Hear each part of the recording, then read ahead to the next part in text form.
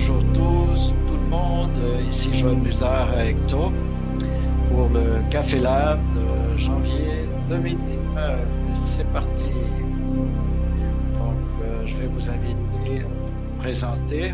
Alors, j'invite Bruce par ordre d'arrivée. Mais c'est toi qui es arrivé même. Non, même ça c'est vrai, j'étais là même avant toi. Ouais. Donc bonjour tout le monde. Je crois que tout le monde me connaît déjà, mais je m'appelle Bruce. Je suis à peu près 400 kilomètres au sud de Montréal. Mais en directement au sud de Montréal.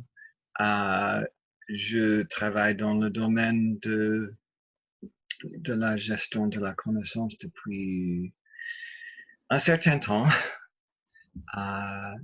Et bon, avant de regagner mon pays d'origine, j'avais passé une bonne vingtaine d'années à Paris, d'où ma maîtrise de la langue de Molière. Merci, Bruce. Ensuite, Pascal. Comment ça va, Pascal? Bonjour, Pascal Bernardon. Moi, je suis tout jeune retraité de la gestion des connaissances. J'ai cessé mes activités le 1er janvier. Donc, voilà.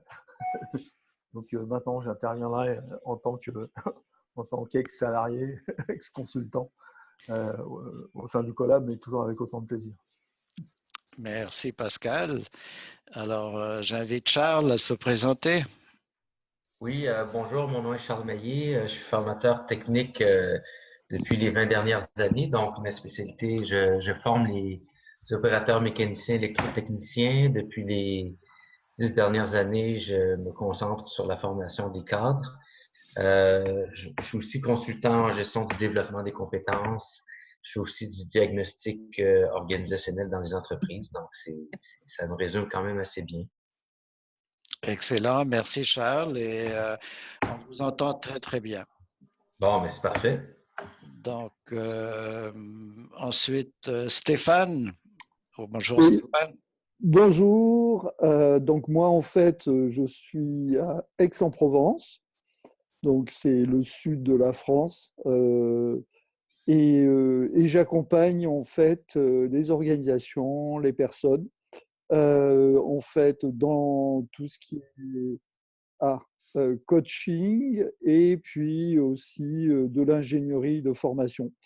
Donc développement des compétences, j'ai entendu. Voilà. Initialement, je suis scientifique au départ, et puis après j'ai fait un 3e cycle aussi de sciences, et ensuite un 3e cycle en stratégie et conduite du changement. Voilà. Merci beaucoup, Stéphane. Et donc, Loïc, ici à côté.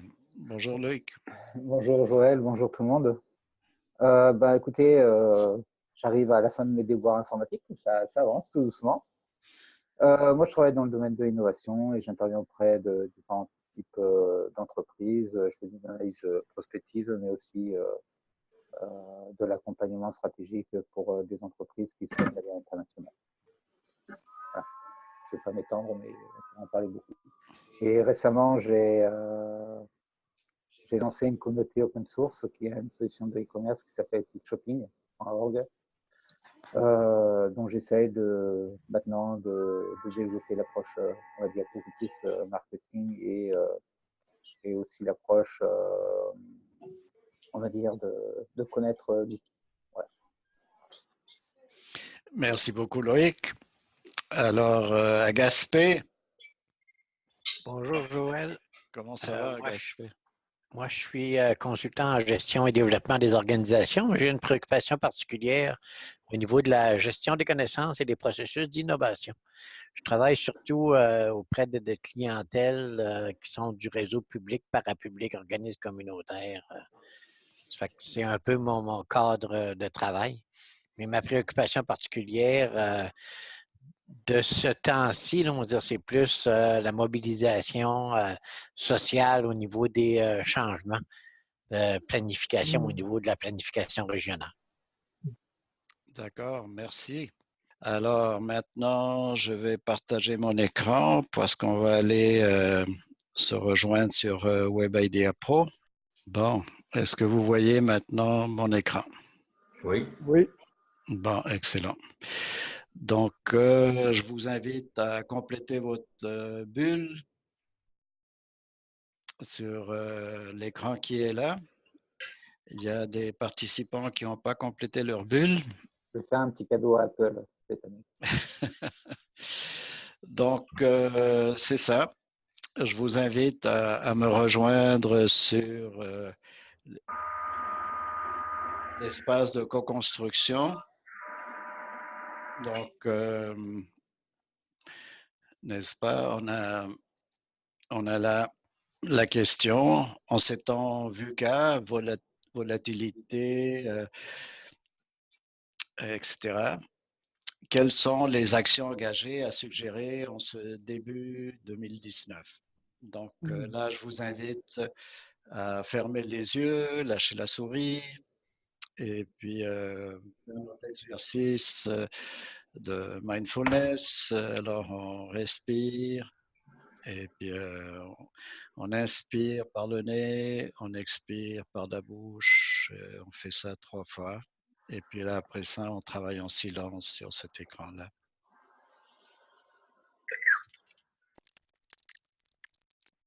Bonjour Virginie, on travaille en silence sur l'écran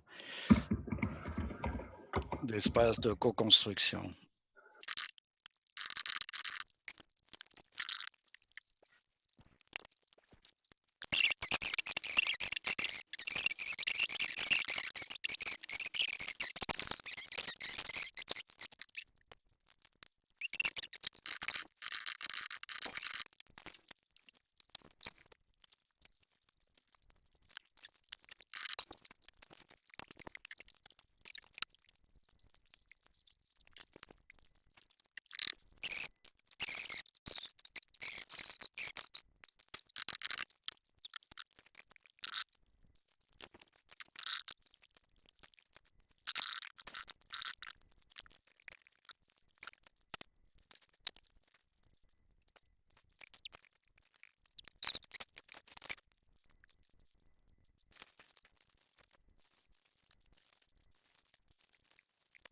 Ça commence à se stabiliser, alors on va ouvrir le micro.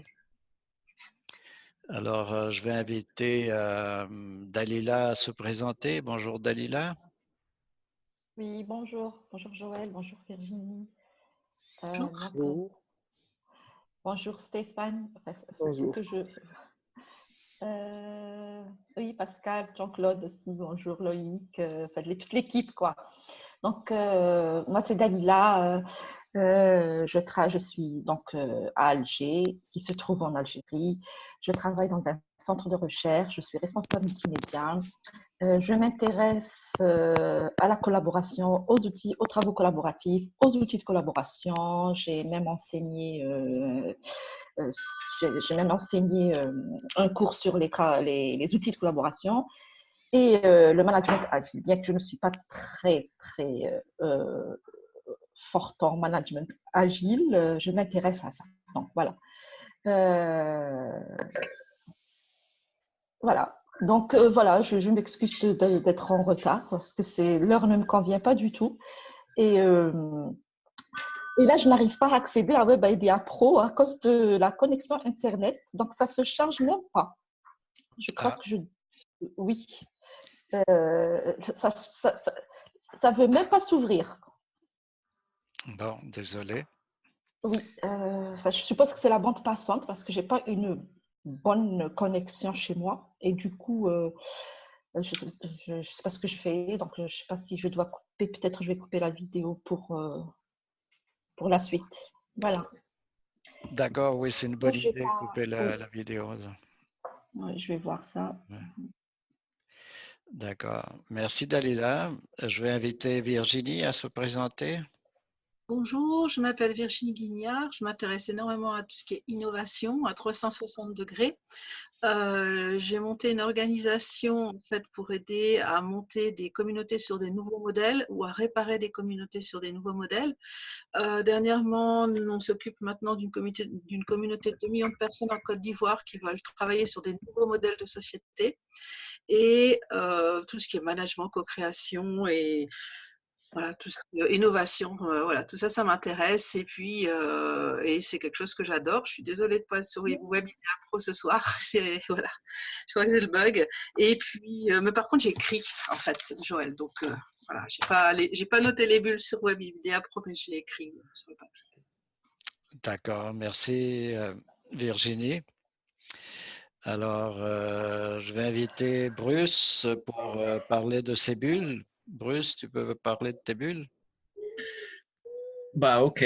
En fait, je n'en ai mis que quelques-unes, mais en fait, je me suis amusé plus à mettre des relations entre les différents thèmes que j'ai vus émerger. Et au centre du schéma, bah, ce n'était pas exprès, mais ça a fini comme ça. Il y a en fait deux thèmes principaux qui sont en incompatibilité entre eux. Et donc, j'ai mis un thème qui est en relation avec faire face à la volatilité, à l'ambiguïté, à l'incertitude. Donc, ça, c'est le travail en mode agile, comme d'autres ont mis aussi. Et face à la complexité, j'ai mis réfléchir avant d'agir. Et ensuite, j'ai mis cette relation d'incompatibilité entre ces deux thèmes, qui est pour moi l'un des obstacles de base lorsque je suis confronté à ce problématique dans les entreprises. Les dirigeants et des exécutants ont du mal à concilier ces deux approches fondamentalement incompatibles. Voilà. D'accord. Merci, Bruce. Est-ce qu'il y a quelqu'un qui veut réagir, parler de ces bulles? Oui, moi simplement une question. Bruce, tu parlais de ces deux approches incompatibles. Tu peux reprendre et comment justement tu vois cette incompatibilité? Où est-ce que tu peux voir les choses un peu plus loin? C'est-à-dire comment ça pourrait se résoudre? Est-ce que c'est une impasse et qu'il n'y a pas de possibilité de résoudre? Je sais de par mon expérience personnelle que c'est tout à fait possible de trouver une solution, mais ça nécessite que les acteurs principaux agissent eux-mêmes à deux niveaux simultanés. Et comment dire, sans être condescendant, c'est une capacité qui n'est pas forcément à l'auteur à la portée de tout le monde, je ne sais pas. J'aimerais croire que tout le monde en est capable, mais c'est vrai que ça provoque un malaise, ou au moins mal à l'aise, parce qu'on a la tendance à agir, à réfléchir, à agir à un seul niveau à la fois, et faire des deux simultanément, c'est par lui-même compliqué. Est-ce que je peux réagir juste par rapport à ça? Justement, les bulles que j'ai pas pu mettre, ça répond un peu à ta question en fait. Parce que avant, on vivait dans un monde compliqué. Les gens, ils étaient sur un seul niveau, ils géraient une tâche à la fois. Maintenant, on arrive dans un monde complexe. Et dans le monde complexe, il faut gérer plusieurs tâches à la fois en fait. Ça, c'est une chose. Et ce qui fait que, en fait, c'est pas la question d'être simultané, elle est juste temporelle. Parce que, en fait, on se retrouve avec des gens, quand on gère une tâche à la fois, en fait, c'est le monde des experts. C'est le monde des gens d'il y a encore 30 ans, encore quelques-uns encore aujourd'hui, c'est de l'expertise, en fait. Les gens sont experts dans un domaine et pas dans plusieurs domaines. Demain, là où on est déjà un peu dans la complexité, mais pas encore complètement, demain, en fait, on n'aura plus d'experts parce que les experts sont focalisés sur un domaine. Demain, on aura besoin de gens qui rayonnent sur plein de domaines à la fois pour comprendre la complexité. Donc, on est en fait sur la rupture de paradigme entre deux mondes, deux façons de faire différentes. Donc, ce qui fait qu'on se retrouve avec deux niveaux de pensée différentes en même temps. Et c'est un problème. On a la même chose avec, comment dire, l'intelligence artificielle. L'intelligence artificielle, telle qu'on la connaît aujourd'hui, elle est de type, moi c'est l'intelligence que j'appelle de Silis, par opposition à l'intelligence quantique qui arrive. L'intelligence de Silis, en fait, elle travaille sur une nappe de connaissances à la fois, c'est déjà énorme. Par contre, l'intelligence quantique, elle va travailler sur plusieurs nappes à la fois.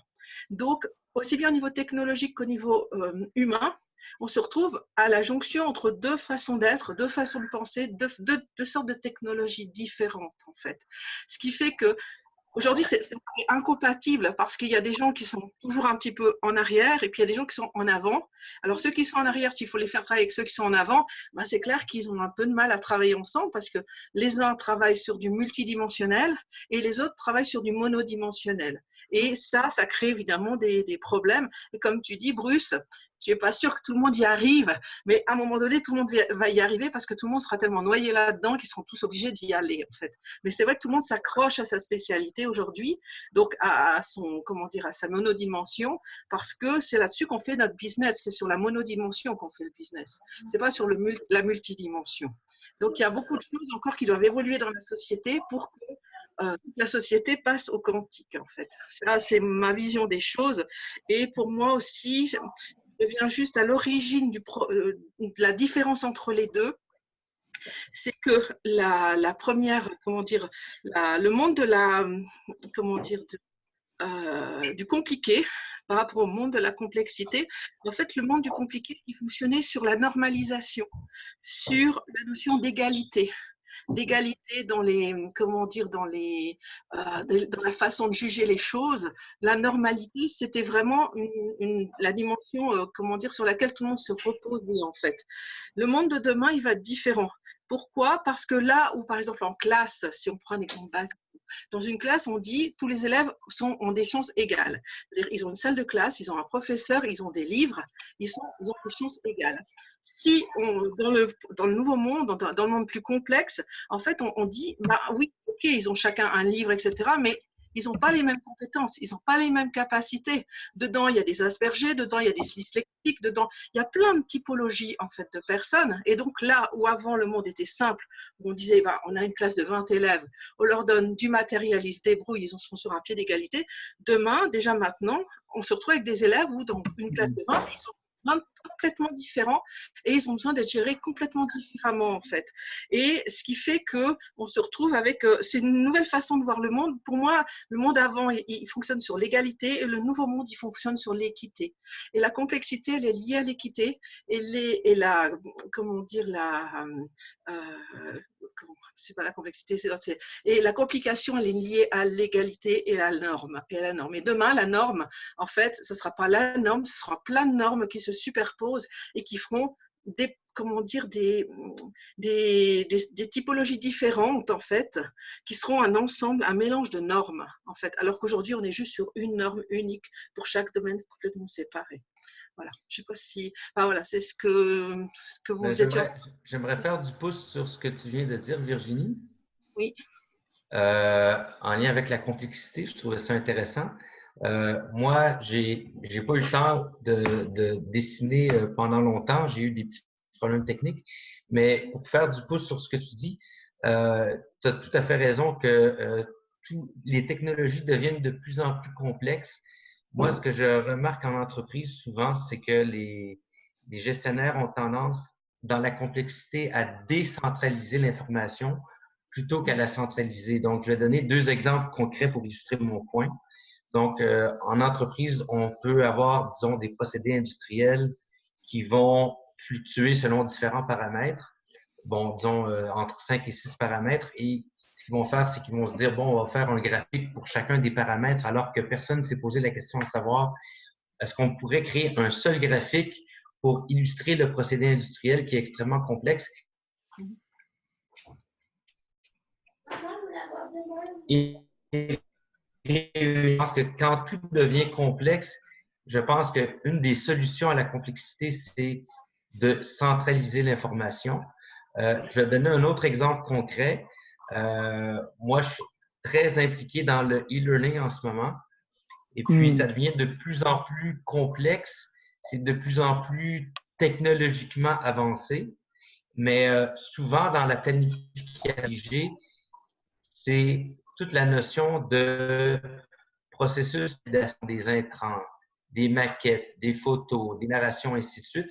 On ne se pose pas la question à savoir ce qu'on devrait faire, c'est, par exemple, centraliser le processus de validation. On crée un comité de validation, on crée un guichet unique par lequel la validation de tous les intrants va s'effectuer. Donc, juste pour résumer simplement, c'est de dire que face à la complexité de la technologie, de prendre le recul, de regarder les processus d'affaires d'une entreprise, de se dire, est-ce qu'il y a moyen de prendre certaines des étapes et de les centraliser en quelque chose de plus succinct?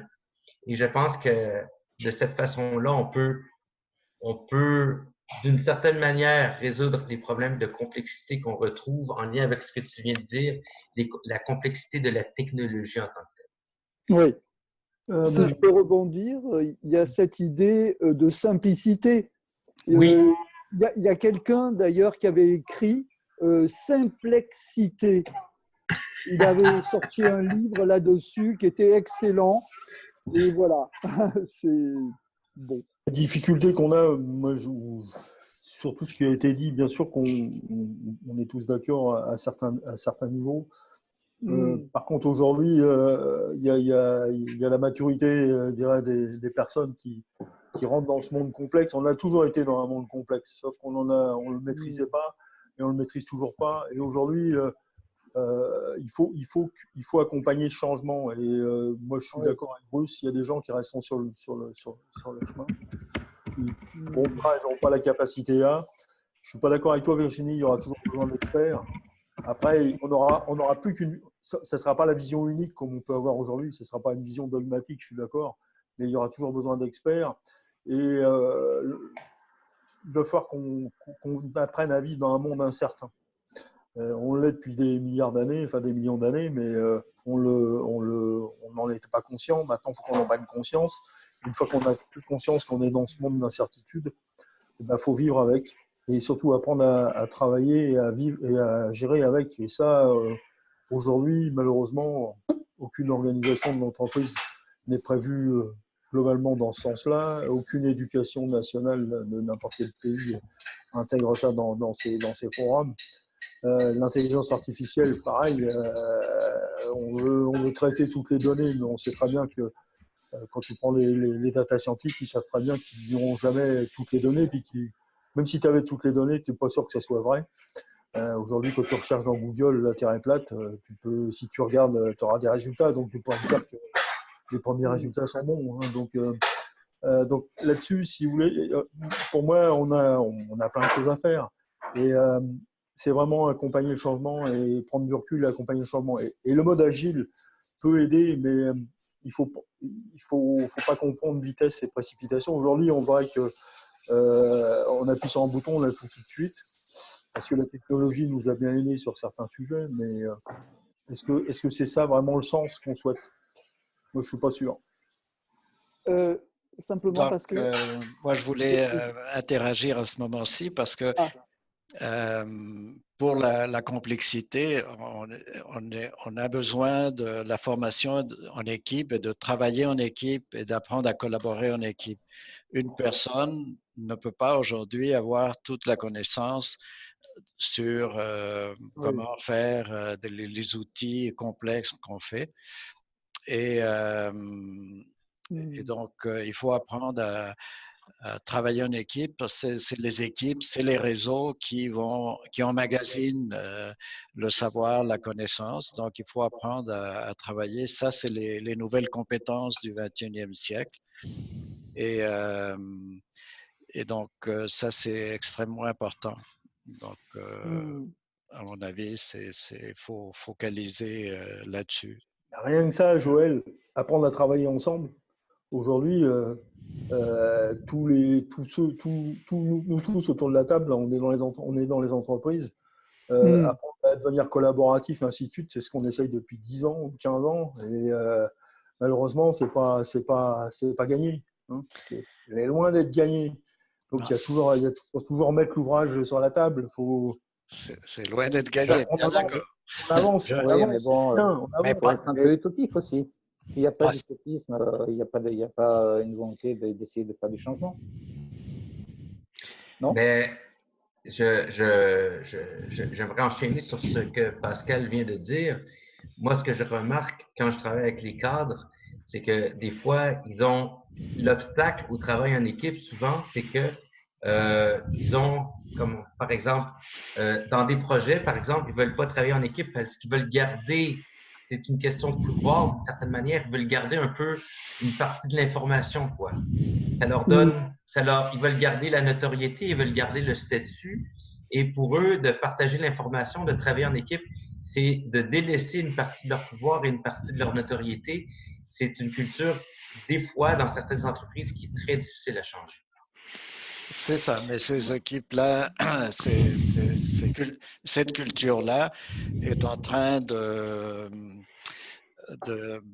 alors, il y a un exemple, là, justement, entre la Silicon Valley et la zone de Boston. Alors, Bruce va peut-être réagir par rapport à ça. Mais il y a quelques années, il y avait une belle compétition entre la région de Boston et la Silicon Valley. Et aujourd'hui, on remarque que la Silicon Valley a pris le dessus parce qu'il y a davantage de réseautage, de collaboration. Et il y a une culture qui a permis, par exemple, la visite de Steve Jobs à Xerox. Et on sait qu'à ce moment-là, il y a beaucoup de recherches de Xerox qui ont été partagées dans la Silicon Valley. Joël, c'est parce que ça pose toute la question de l'implantation des nouvelles pratiques et l'implantation du changement. Là. La partie d'innovation, c'est-à-dire les gens qui amènent des nouvelles façons de faire, entre autres au niveau des équipes agiles, il y a deux façons de faire. On va dire soit que tu vas te chercher des alliés ou soit que tu travailles à faire évoluer ceux qui ont de la difficulté, en tout cas qui ne veulent pas changer. Là. Et trop souvent, on va dire ce qu'on fait, c'est qu'on s'installe à travailler sur ceux qui sont le noyau dur des comptes. Et c'est pour ça qu'on arrive bien souvent dans des étapes où il ne se passe rien. Dans les organisations où ce qu'on travaille à aller chercher des alliés, des gens qui sont comme plutôt favorables, le changement se fait. Et c'est ça un petit peu l'approche. Au lieu de travailler avec ceux qui sont carrément contre, il faut travailler avec ceux qui sont pour. Comment les répertorier, comment aller chercher un peu leur carte de valeur, comment aller chercher le profil personnel pour justement les faire adhérer. Et là, tu vas avoir, à un moment donné, puis là, la courbe de Rogers dit que c'est à 20 là. Quand tu vas être rendu au 20 le changement va se faire automatiquement. Là. C'est pour ça qu'en termes de complexité, au lieu de travailler chez contre, on est mieux de travailler chez pour. Je peux? Vous m'entendez? Oui, oui. Oui, je vais tout à fait dans ton sens, Jean-Claude. Il y a longtemps, quand je travaillais sur des projets de KM chez Gemalto, c'est cette approche qu'on avait, c'était d'identifier à travers un projet quels étaient les personnes les plus enclins à participer à l'intérieur de ce projet, de façon à avoir des sponsors, à avoir des personnes qui permettent le développement de ce processus de changement, mais aussi le développement du succès du projet en tant que tel. Parce que être gestionnaire de projet, c'est une chose, mais l'impact se fait sur un ensemble de personnes, et c'est ces personnes qui vont faire que ce projet-là va être un succès ou va être un échec derrière. Et la façon dont on va le faire va en dépendre énormément, quoi. Oui. Je voulais simplement très rapidement dire que oui, je ne sais pas qui était le dernier interlocuteur, j'ai pas eu le temps de le voir, qui disait qu'il faut travailler avec les gens qui sont… C'était qui? Loïc. Loïc, puis avant Loïc, c'était? Oui. Jean-Claude. Ah, Jean-Claude. Jean-Claude, oui. OK. Jean-Claude. Alors, oui, c'est vrai que, oui, je remarque qu'avec les gestionnaires, il y a des gestionnaires qui sont pour, des gestionnaires qui sont contre. Avec l'expérience, récemment, j'ai travaillé pour une entreprise. J'ai travaillé avec un gestionnaire qui travaillait au niveau informatique et qui, lui, était contre. Mais je me suis rendu compte après qu'il était contre parce qu'il ne voyait pas. Donc, souvent, quand on est consultant, on est les yeux des gestionnaires qui ne voient pas. Et lui, il n'était concentré que sur son projet informatique. J'ai dit, oui, mais ton projet informatique, tu dois le vendre. Tu dois le vendre aux autres départements. Tu peux pas simplement te concentrer sur un projet informatique qui va soit fonctionner ou soit ne pas fonctionner. Tu dois vendre ton projet aux autres départements. Et c'est à partir de ce moment-là, il s'est tout de suite, physiquement, il s'est reculé dans sa chaise. Puis il a bien vu qu'il devait vendre sa solution informatique. Donc, il y a des gens qui sont pour, mais les gens qui sont contre, des fois, c'est parce qu'ils ne voient pas les bénéfices d'aller vendre leurs idées aux autres. Donc, je pense qu'on a un travail je ne sais pas comment l'expliquer, mais on a un travail de persuasion ou d'éclaireur peut-être à donner à ces gestionnaires qui ne voient pas. Tout à fait. Et même la notion même de travail, d'industrie de la connaissance est très, très méconnue, là. Donc, je pourrais vous donner des exemples, mais là, il y a Pascal, je pense, qui veut parler, là. Vas-y, Non, Pascal. c'est Stéphane. Stéphane. Justement, quand je vous ai écouté, en fait, moi j'ai rajouté deux bulles. Développer les niveaux de conscience qui soient individuels et organisationnels par rapport à ce qui a été dit. Et puis également lâcher les peurs. Parce que moi j'ai un exemple aussi dans l'accompagnement du changement. Une personne qui était au comité exécutif, au COMEX, et qui montrait vraiment de la résistance. Et après entretien, il avait peur. Mais véritablement peur. Chaque fois que je présentais au comité de pilotage la solution ou chaque fois qu'on travaillait dans les groupes de travail, il s'opposait. Et vraiment, quelqu'un qui est vraiment opposé, il reste opposé. Et c'est ce que montrent les outils de sociodynamique. Il y a les opposants et ceux qui sont les hésitants. Et la bascule, c'est justement de se servir des alliés pour faire passer les hésitants et faire lâcher les peurs. Et la peur empêche justement d'avancer, quoi. Donc c'est pour ça que j'ai rajouté une bulle, lâcher prise des peurs. Et ça, on l'avait évoqué par rapport à la complexité et qui ressort depuis les différents échanges, finalement.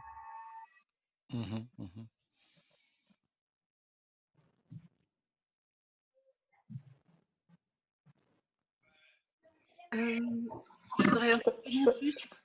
Est-ce que tout ça, on ne peut pas résumer en fait tout ça par…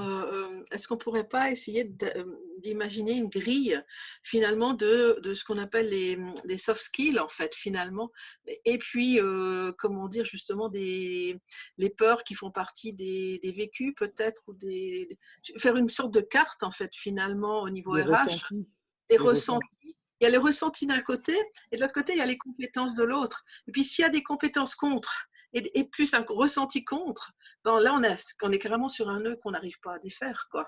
Donc, je me pose juste cette question, si à un moment donné, il y aura pas un outil à créer qui peut travailler là-dessus, quoi.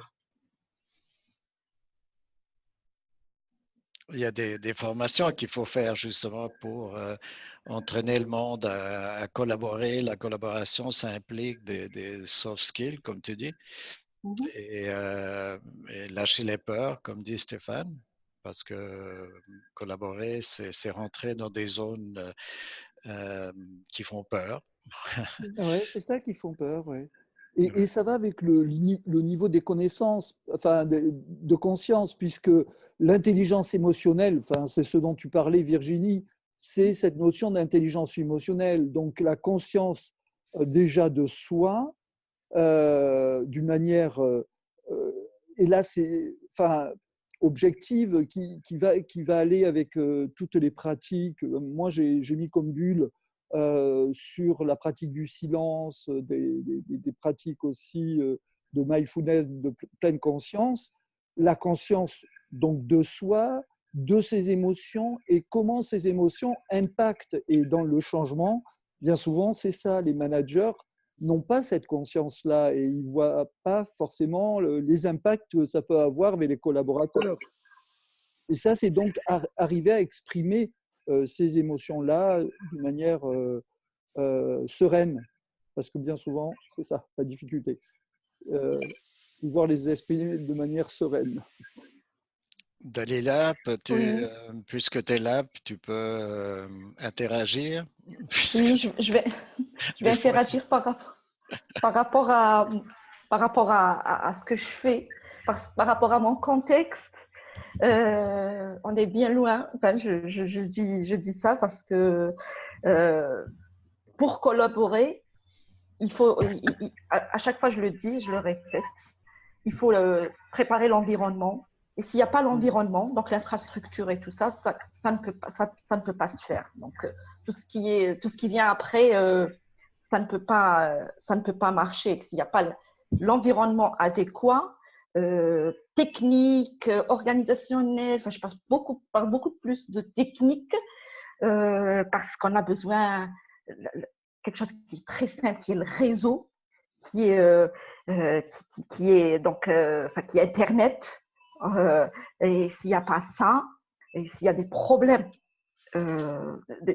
liés au réseau, on ne peut pas y avoir de collaboration. Donc ça, c'est le contexte de là où je me trouve. Maintenant, quand je parle de moi, parce que je fais, parce que je l'ai pas dit quand j'ai fait ma présentation, en fait, là, je suis sur un travail de thèse et donc j'ai mené des entretiens. Enfin, je devais donc mener des entretiens. Et il s'avère que bon, je suis dans l'e-learning et c'est des groupes qui travaillent en étroite collaboration. C'est une formation qui est beaucoup plus axée sur la collaboration. Et là, ce matin, j'étais en train de traiter quelques entretiens que j'avais transcrits. J'étais choquée d'entendre qu'il y a dans des groupes de travail collaboratif, il y a des gens qui n'arrivent pas à se comprendre. C'est un problème d'incompréhension dû justement au fait qu'il y a par exemple deux personnes, une personne qui veut être leader en fait. Et j'ai une personne qui m'a dit, elle faisait tout à sa sauce et moi, ça ne me plaisait pas. Et du coup, donc, on revient à la collaboration. Comment justement mettre en place un plan de travail collaboratif, j'allais dire. Parce que quand on est un groupe qui est leader, après c'est pas, en fait, dans la formation, on ne cherche pas de la coopération, on cherche de la collaboration. Et là, franchement, j'ai été choquée de dire choquée d'entendre que cette personne disait donc elle faisait tout à sa sauce. À chaque fois que je rendais un travail, elle le corrigeait. Donc là, en fait, c'est pas les mêmes objectifs parce que la personne qui était leader avait des objectifs bien précis. Voulait peut-être avoir la meilleure note parce qu'elle voulait s'inscrire en thèse, etc., etc. Et du coup, donc, si on ne va pas vers les mêmes objectifs, effectivement, ça ne peut pas marcher. Ça, c'est d'un point. Un autre point, moi, je suis dans une phase très complexe me concernant.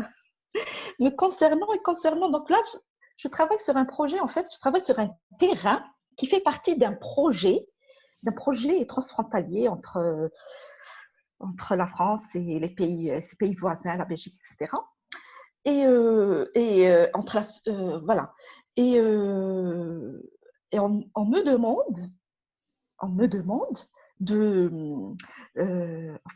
demande aux membres du projet de mettre à disposition toutes les données de la recherche. En fait, les entretiens audio, en fait, tout ce qu'on a fait comme investigation. Et puis ma directrice de thèse qui me dit non, il faut rien mettre. Enfin, elle est la responsable du projet. Hein. Pourquoi? Donc là, franchement, je suis dans une phase très complexe parce que d'une part, on va vers l'open data. Enfin, il y a la Suisse. Hein. Je sais qu'il y a la Suisse qui œuvre pour qui met en place un protocole de gestion des données de la recherche pour que les données de la recherche soient réutilisables par la suite, etc. Mais il y a c'est cadré, c'est tout un protocole à suivre. Et d'une part, et d'autre part, moi je sais que la France, c'est pas encore mis en place. Alors là, les pays comme l'Algérie et tout, c'est vraiment nouveau pour nous. Je vous dis, aucun chercheur ne voudra mettre ces données brutes à l'ensemble de la communauté des scientifiques. En tout cas, les gens que je côtoie ici, enfin, dans mon environnement. Mais c'est un protocole qui est mis en place. Je sais qu'en Suisse, à l'université de l'UNIGE, c'est mis en place. Il y a tout un travail qui est fait, des formulaires de consentement, et voilà. Et donc, moi, je suis dans une phase complexe, en fait, parce que, bon, au début, moi, je suis pour l'open data, je suis pour l'ouverture, la réutilisation des données. Moi, je travaille sur un aspect, d'autres personnes pourront éventuellement exploiter, bien sûr, sous conditions, enfin, je sais pas, il y a des conditions à suivre, de citer le premier, etc. Peuvent travailler sur d'autres, peuvent explorer les données autrement. Mais voilà, donc ça, c'est très complexe. Et du coup, franchement, je ne sais pas comment… Oui. Voilà. La question… Est-ce que vous entendez, Loïc? Non. Non, on ne t'entend pas, Loïc. Non. C'est bon? Oui. Ouais. Okay. Oui. Je disais qu'il y a des licences comme le Creative Commons, enfin, des licences comme ça. On n'entend pas. Loïc, on ne t'entend pas. Vous ne m'entendez pas? Non.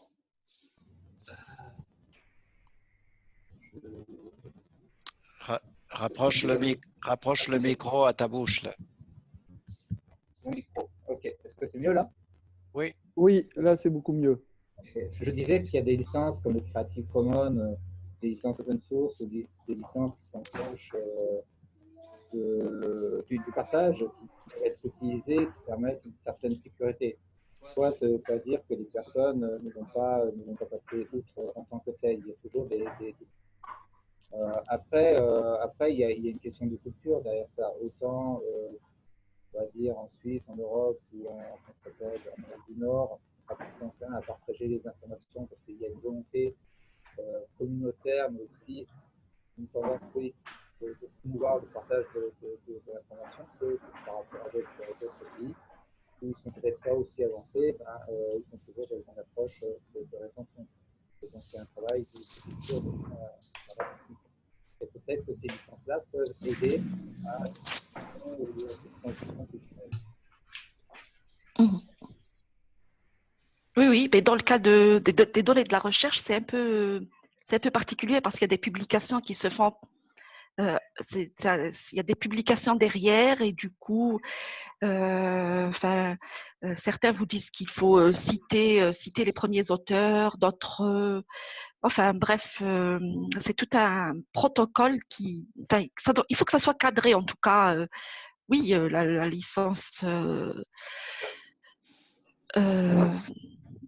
y a tout un. Enfin, je sais que ça doit être cadré. C'est toute la culture des sciences. Hein. Oui. Moi, j'ai fait mon doctorat à Paris 7. Quand je voyais, enfin voilà, c'est une culture. Il y a, voilà, on a parlé tout à l'heure la notoriété, on a parlé du fait d'avoir une réputation. Il y a les directeurs de laboratoire. Voilà, Enfin, c'est ça. Ouais. il faut comprendre, mais bon. C'est des règles du jeu à accepter ou à vouloir changer, mais on va revenir.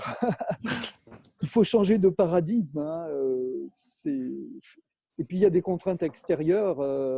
Il y a les indices au niveau des publications. Il y a beaucoup de paramètres qui interviennent et qui sont, pour le coup, complexes.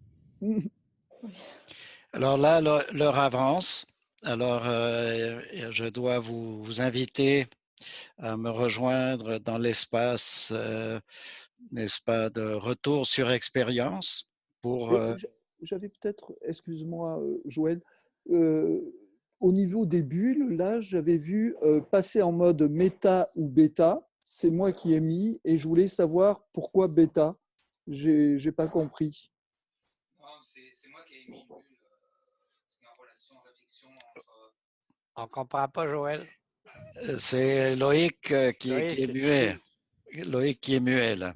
Oui.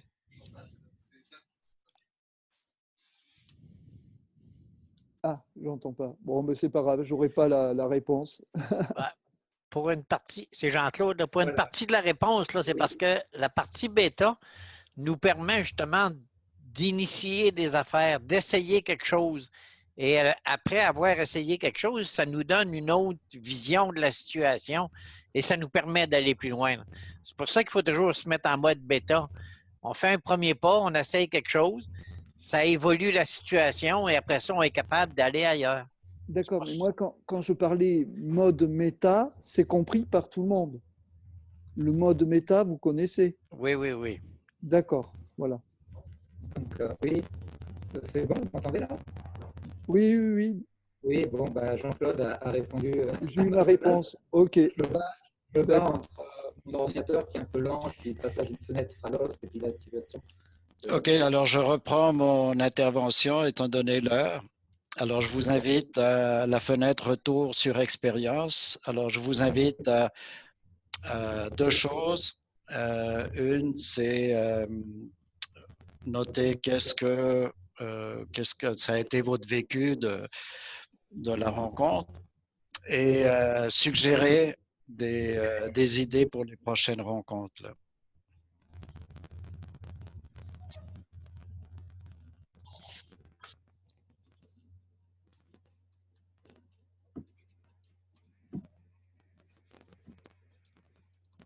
Pardon, Joël, c'est où mode expérience dans le...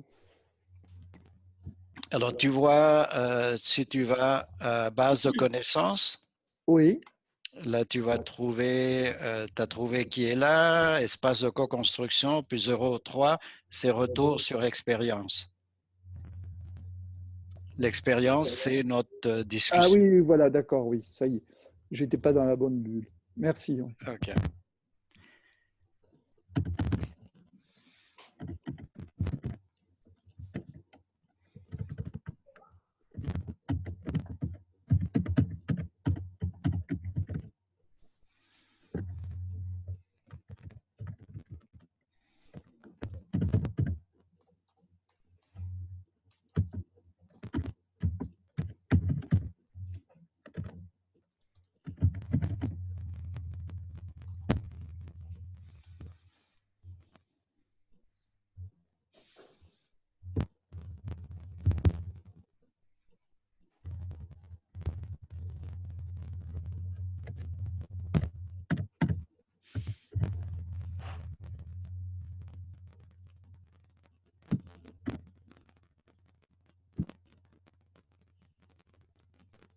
Alors, pendant qu'on est là en train de mettre des bulles, on va faire notre dernier tour de table.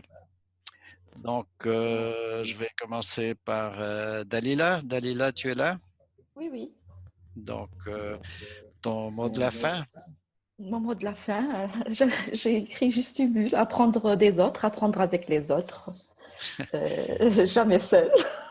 Merci. Et tu as des suggestions pour la prochaine fois? Pour la prochaine fois, non. Enfin, OK. pour le moment, j'ai rien en tête en fait. Pourrais revenir J'ai tellement de choses en tête que je n'ai rien en tête en fait. Tu pourras revenir Oui. en mode asynchrone. Oui. Quelle serait ta priorité là? Donc, Virginie. Alors, je n'ai pas mis de bulle du tout sur cette session. Il faudrait qu'on regarde quand même un petit peu où est-ce qu'il y a un problème. Oui, super débat. Je trouve qu'il y a des choses qui n'ont pas été jusqu'au bout. Il faudrait aller voir au-delà de la co-création et puis, comment dire, aussi, le cas de Dalila est intéressant. Moi, ce que je propose donc si quelqu'un peut mettre mes bulles à ma place, je propose deux sujets intéressants. C'est quels sont les états qui permettent la co-création? Parce qu'en fait, moi, je ne suis pas intervenue, mais j'ai d'autres expériences en co-création, en particulier avec mes anciens élèves qui continuent avec moi, font partie de mes nouvelles équipes. Et on a, nous, un processus pour entrer en co-création qui est le nôtre et qui marche super bien. Et je pense qu'il y a certainement différentes façons d'y arriver. Et c'est simplement, c'est pas que de la technologie, c'est aussi humain en fait, c'est de la gestion humaine. Et je trouvais intéressant peut-être éventuellement de prendre un cas particulier comme celui de Dalila une fois et puis d'essayer de se dire comment est-ce qu'on peut résoudre un cas complexe comme ça pour essayer de voir si nous sommes à la hauteur peut-être de résoudre une complexité à nous tous. Merci Virginie. Charles? Oui, je n'ai pas eu le temps de l'écrire, mais je vais le mentionner. Deux idées de débat peut-être.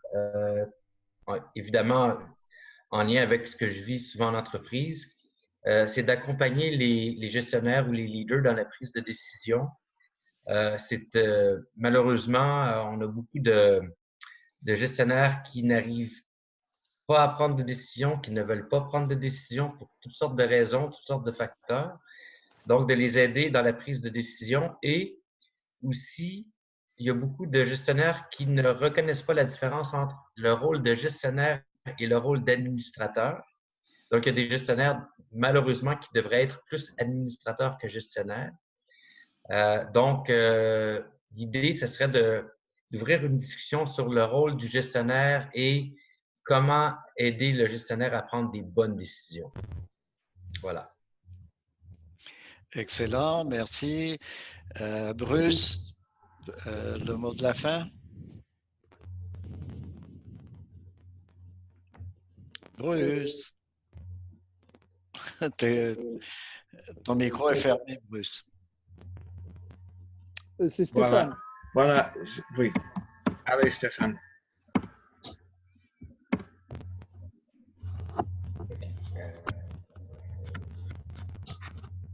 Bon, alors Stéphane, le mot de la fin? Alors, moi, en fait, je parle des bulles que j'ai pu mettre. Donc, j'ai mis constructif, des échanges avec des exemples. Il y a eu des pratiques, il y a eu des exemples qui ont été donnés. Donc, c'était très riche. Et j'ai mis des pratiques collectives pour les suggestions. Qu'est-ce que j'ai mis comme bulle également?